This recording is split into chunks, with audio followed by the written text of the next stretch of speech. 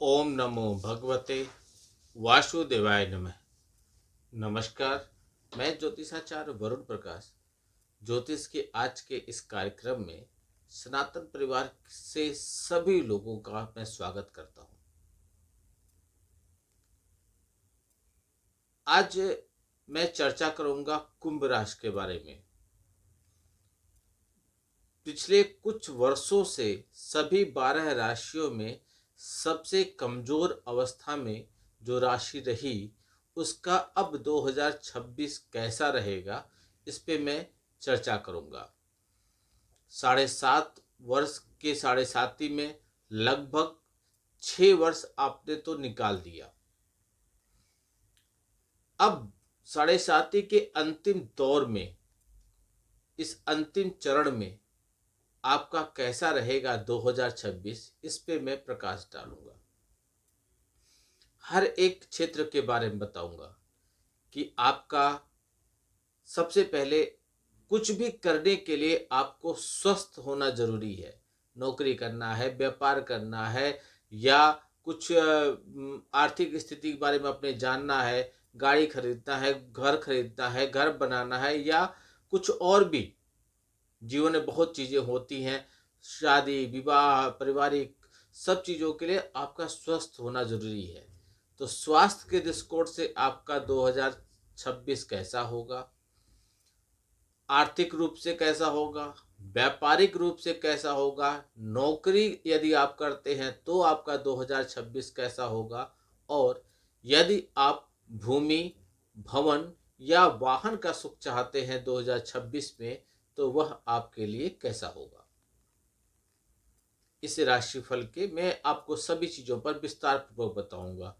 यह किस आधार पर बताया जाता है? यह होता है ग्रहों की स्थिति के हिसाब से। आज ग्रहों की स्थिति कैसी है, उनकी दृष्टि कहाँ पड़ रही है, उनका युति कैसा हो रहा है, उनका गोचर कब कब होगा, नक्षत्रों में कब परिवर्तन होगा, कौन से ग्रह किस नक्षत्र में आएंगे, ऐसे छोटे छोटे कई पैरामीटर हैं जिसके बारे में गणना कर कर आपके बारे में विस्तार पूर्वक बताया जा सकता है। लेकिन जो राशिफल आज मैं आपको बताऊंगा, यह आपके नाम राशि और आपके चंद्र राशि पे आधारित है। वैदिक ज्योतिष पे आधारित यह राशिफल इन दोनों चीजों पर आधारित है, आपके नाम और आपके चंद्र राशि। बेहतर होगा आप अपने जीवन में अपने बारे में समझिए। व्यक्तिगत तौर पे अपने जीवन के बारे में समझने के लिए आपको अपना कुंडली विश्लेषण कराना जरूरी है। आपकी कुंडली आपके बारे में सब कुछ विस्तार व बताती है।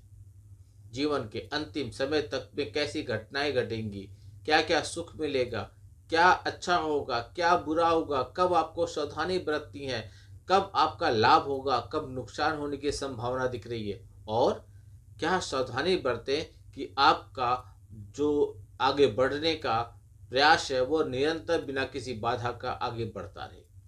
तो उसके लिए आप अपनी कुंडली का विश्लेषण कराइए। स्क्रीन पे चल रहे नंबरों पर संपर्क कीजिए। एक छोटा सा शुल्क है, वह भर के आप हमसे विचार विमर्श कर सकते हैं। 2026 कुंभ राशि वालों, आप जानते हैं आपकी राशि शनि देव की सबसे प्रिय राशि है। आपके राशि स्वामी शनि देव हैं और आपकी राशि वायु तत्व की राशि है, जिसमें वायु तत्व का प्रधान दिखता है। तो ऐसे में ग्रहों की स्थिति कैसी बनेगी 2026 में आपके स्वास्थ्य के लिए, सबसे पहले मैं इस पर चर्चा करूंगा। कुंभ राशि वालों, आपका स्वास्थ्य 2026 में थोड़ा कमजोर रह सकता है। क्यों ऐसा होगा? आपके लग्न और राशि के स्वामी ग्रह शनि दो दूसरे भाव में विराजमान होंगे। आपके राशि स्वामी होने के बावजूद चंद्र कुंडली के अनुसार शनि ग्रह का यह 7.5 की स्थिति मानी जाती है। ऐसे में यह जीवन के विभिन्न क्षेत्रों के साथ साथ स्वास्थ्य में भी आपको कमजोर परिणाम देंगे। वहीं दूसरे भाव में शनि महाराज की उपस्थिति आपके खान पान को अनियंत्रित कर सकती है। सरल शब्दों में कहें, आप तला भुना सूखी वस्तुओं का सेवन कर सकते हैं। इसके बावजूद आपका स्वास्थ्य नाजुक रहेगा। राहु देव पूरे वर्ष लगभग पूरे वर्ष 5 दिसंबर तक आपके लग्न भाव यानी कि प्रथम भाव पर बैठे हैं और इसे भी स्वास्थ्य के लिए बहुत अच्छा नहीं कहा जाता।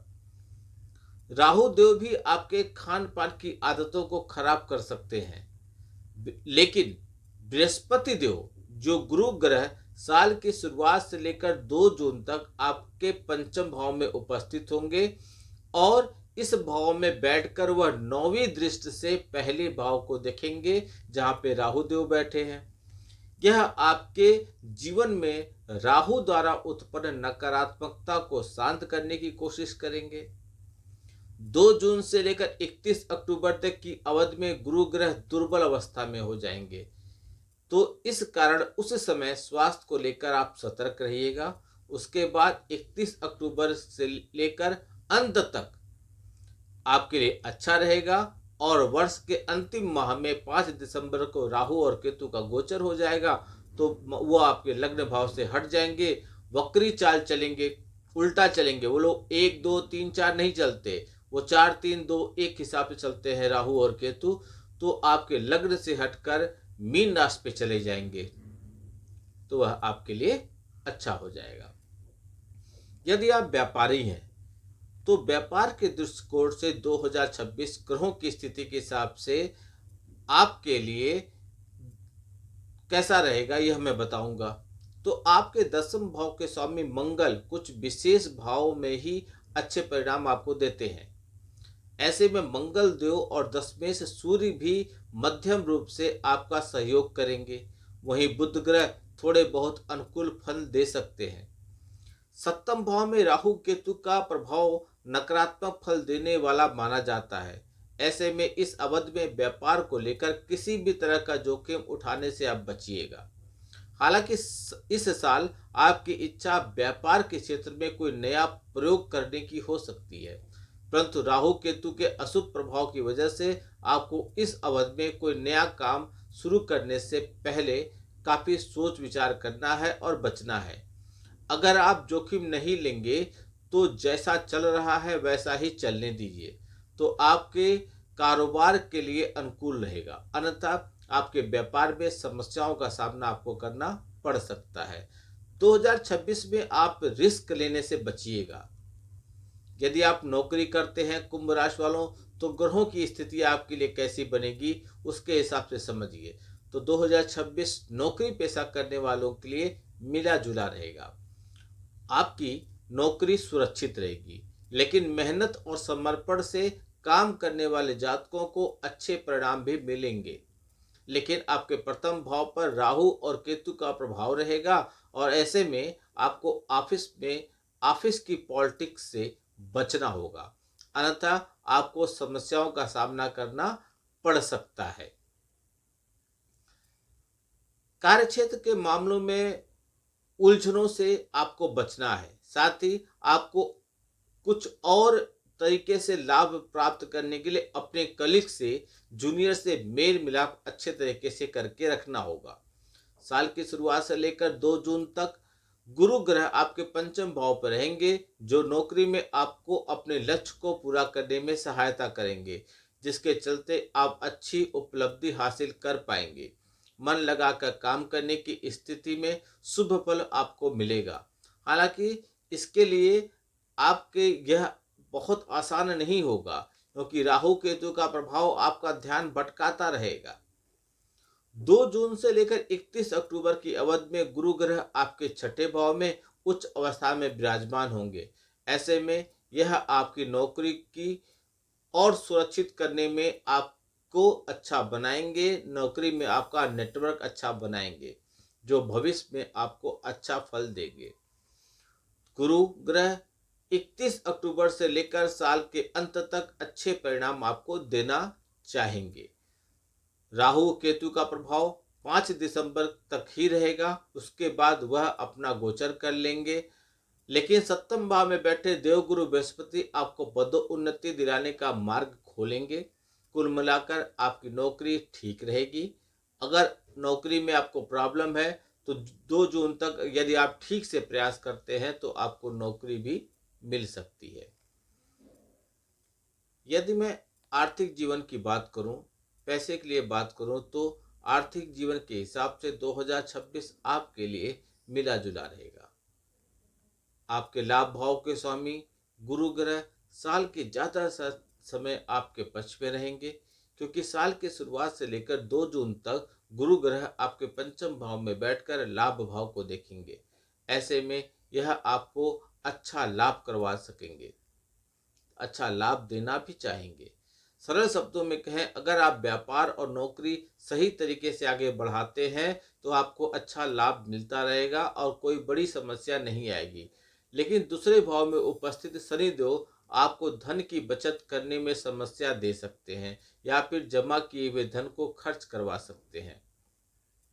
2 जून से लेकर 31 अक्टूबर तक के अवधि में देवगुरु बृहस्पति आपका सहयोग करेंगे। हालांकि छठे भाव में गुरु ग्रह के गोचर को शुभ नहीं माना जाता, अच्छा नहीं माना जाता, लेकिन उनकी नवम दृष्टि आपके धन भाव पर होगी, जो बेकार के खर्चों को रोकने में आपकी मदद करेंगे। हालांकि फिर भी आपको आय के वृद्धि के प्रयास करते रहना है। इसके पश्चात 31 अक्टूबर के बाद देवगुरु बृहस्पति आपके लाभ भाव को दोबारा देखेंगे, तो इससे आपको पर्याप्त मात्रा में धन का लाभ वह करवा देंगे।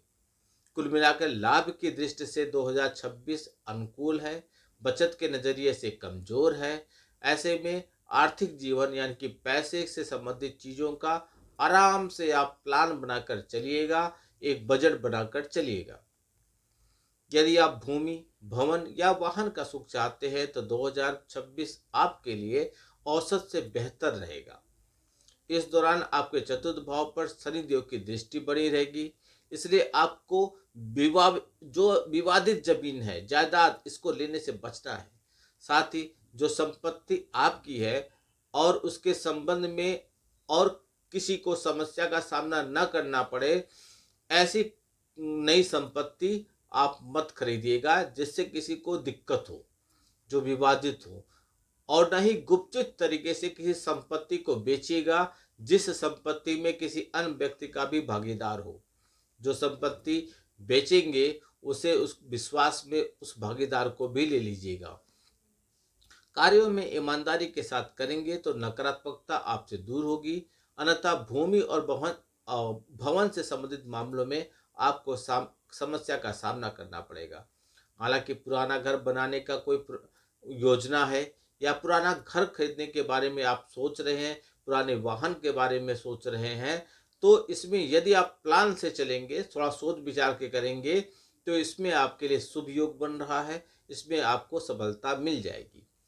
आप बेहतर होगा तो उपाय के तौर पर गले में चांदी धारण कीजिए, माथे पर नियमित रूप से दूध का तिलक लगाइए और साधु संत और गुरुजनों की सेवा करिए। इससे आपको जो नकारात्मक प्रभाव था और शनि के 7.5 का लगातार प्रभाव पड़ रहा है आपके ऊपर, उसमें कमी आएगी।